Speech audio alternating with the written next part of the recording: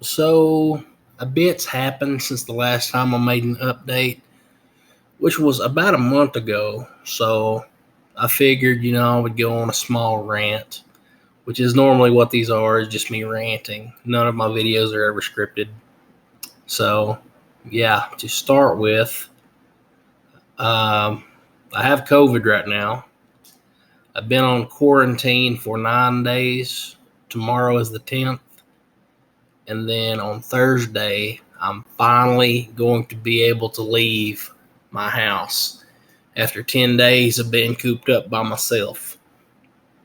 But, during this time, I've not been without trying to keep myself occupied. So I've been setting up a new game with some guys. I've got, I think, 5 people interested, perhaps. I don't know. Either way, I gave them an option on what game to do. And, I had several options. I was either going to run them through the Great War, since it's a new group, which I've already done. The First War was kind of redundant. It's another war, except it's the first one canonically in the universe of Arvanel. And then the Never Ending Winter, which is a campaign that failed in the past. I never got to finish it. And then a couple others. Excuse me, I burped. But the Never Ending Winter is the one that everybody just ended up choosing. So the premise for the campaign is going to be the universe of Arvanel is in peril of being overtaken by a never-ending winter, as the name. So the group is going to have to figure out why this is. Like, their entire lives are going to be interrupted just abruptly because it's the middle of summer in the tropics, and rumors of a blizzard happening way up in the north, spiraling out of control, and this and that. Well, they'll come to find out that one singular key is available to stop this, which I'm not going to get into in case one of them watches this. But there's one singular key involved into why the blizzard is raging, and they will have to figure that out for themselves. And, it's not going to be a simple task because it's not just a blizzard. There's never-ending darkness on the horizon, political corruption, all of it neatly packed in this campaign. So something I've worked on in the past, something that I put a lot of effort into, and never really got to meet fruition. But now, assuming everybody decides to keep playing, because it is a new group, sometimes new groups fall apart for one reason or another. But hopefully they can get through this, and I can get some closure for this campaign that I never got to finish. But I've had a few groups now that I've DM'd for, and this will be a mixture of new players, old players, and some players that I only had for a couple times. So we'll see how it goes. But with the whole everything going on with quarantine, that's been my main thing, is setting up for the winter game, learning Portuguese, which I still suck at this moment. Like, I'm not even good enough to even really say anything on this video because I'm a slow learner most of the time. But there's this YouTuber called the Metatron that I have been watching recently because, he speaks 7 languages.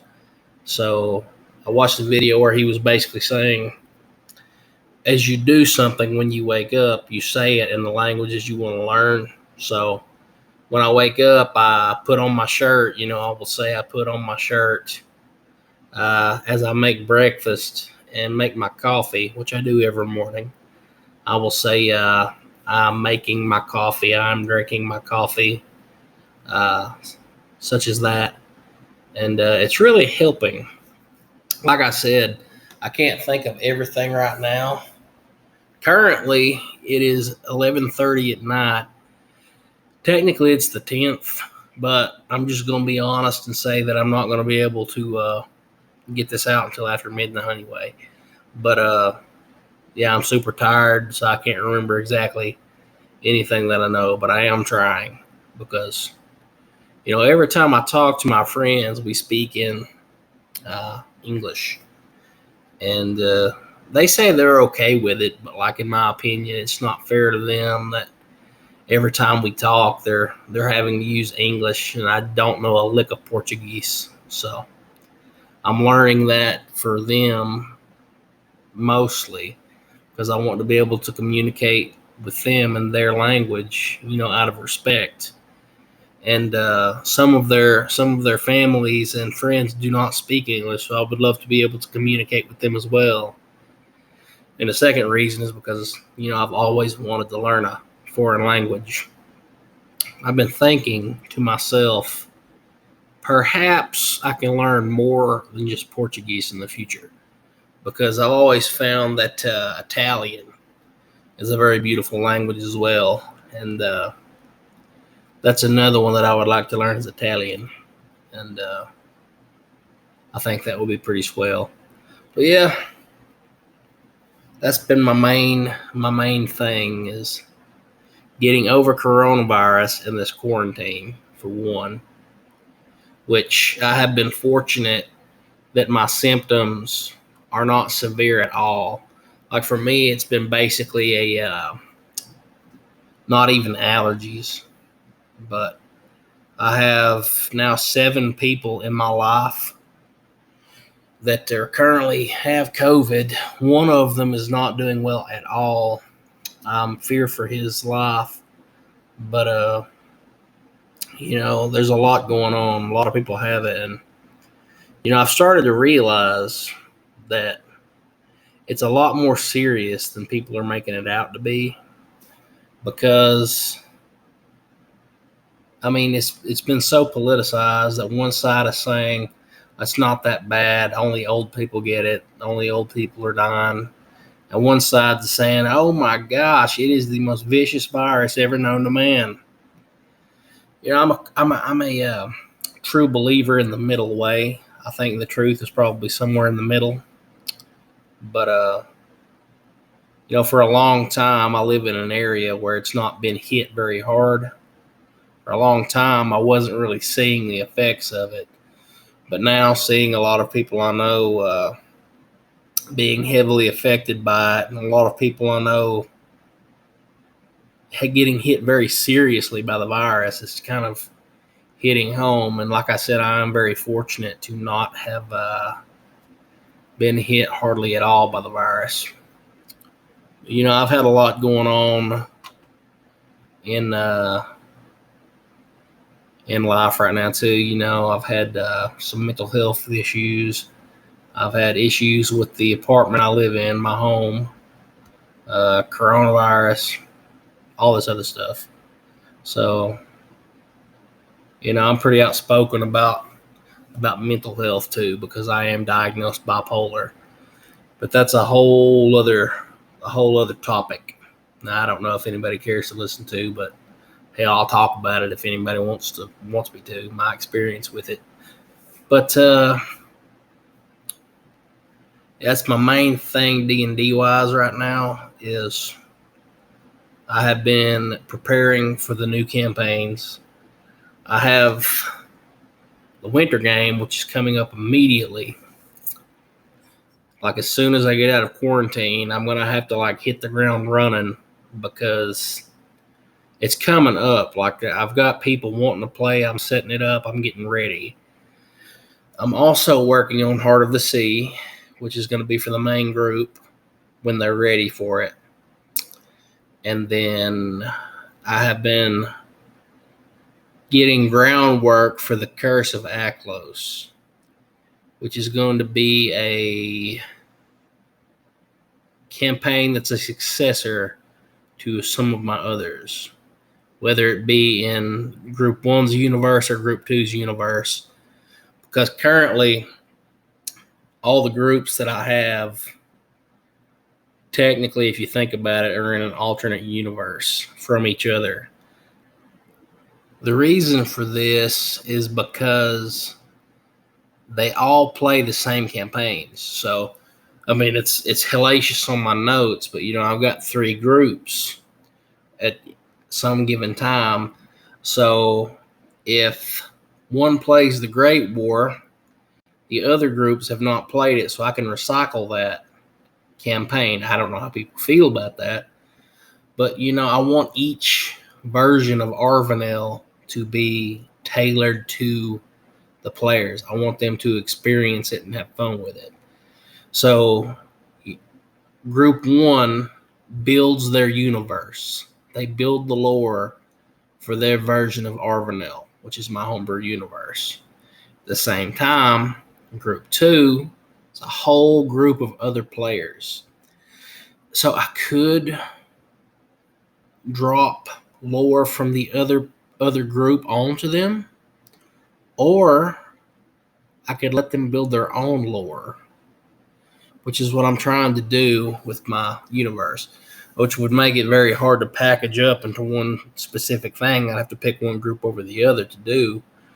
But unless I made alternate universes in the published, that would be crazy. But I want the whole thing to like flow for each group. Each group build their own lore and their own alternate reality of Arvanel. That way that as the campaigns progress and they go further and further into their story, multi-campaigns throughout the universe of Arvanel, they build on that.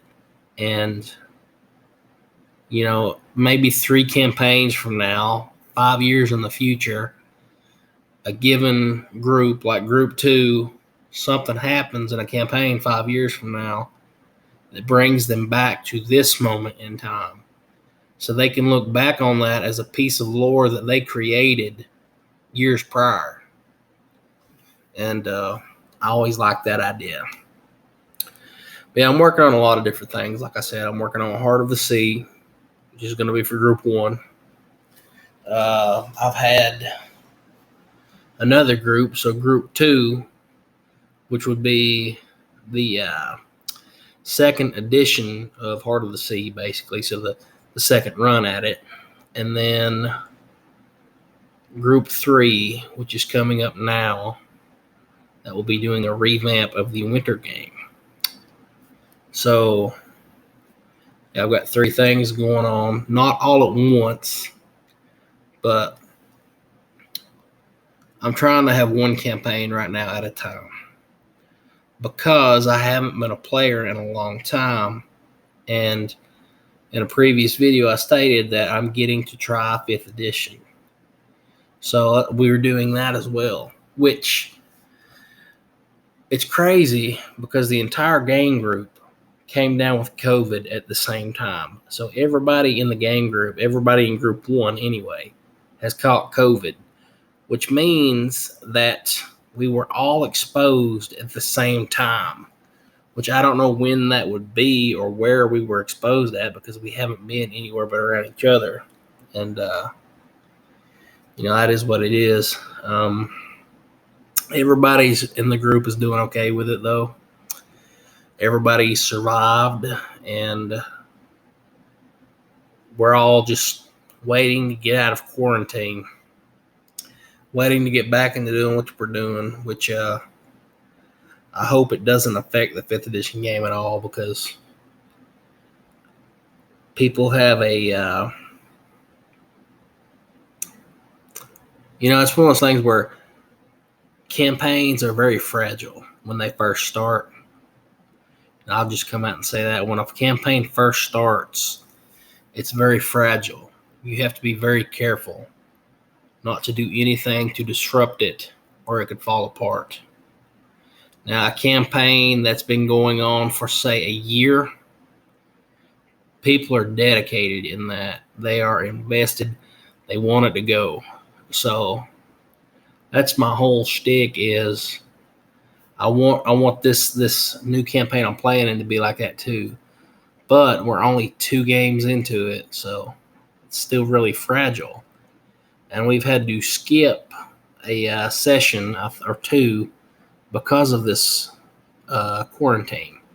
So I'm hoping that doesn't affect the campaign in any negative way whatsoever.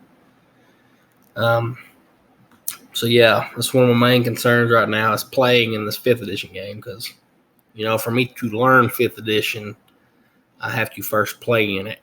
Some people are not like that. Some people can read the book and know it. Some people can just start DMing it. But I'm the kind of person that for me to learn something properly, I have to first experience it as a player. So that's what I'm doing now. I'm experiencing 5th edition as a player. In the future, I do plan on converting a lot of my material to 5th edition, which most of it's Pathfinder right now. So that's a whole thing in and of itself. This has turned into a long rant. Well. So yeah, that's my whole thing right now. I have COVID. Quarantine ends tomorrow. I can leave Thursday. Learning Portuguese. Not very well yet, but I'm attempting it. And I'm working on all these campaign things. So I'm hoping, maybe not this weekend. I'm shooting for this weekend. Maybe next weekend. But it's most likely going to be on Saturday night or Sunday night. We're going to do the winter game. I'm already working on the notes. I'm getting everything down. It's just gonna be epic, and I'm ready for it. I guess I'll end the rant here. I appreciate anybody that has listened to my bumbling on and on and on and on and on. But if you did listen this far, I hope you enjoyed my rant, which most people don't listen to this far in the video. I don't know, I guess I'm not entertaining. Oh well. Entertaining to me anyway. But yeah, have a excellent day. Peace.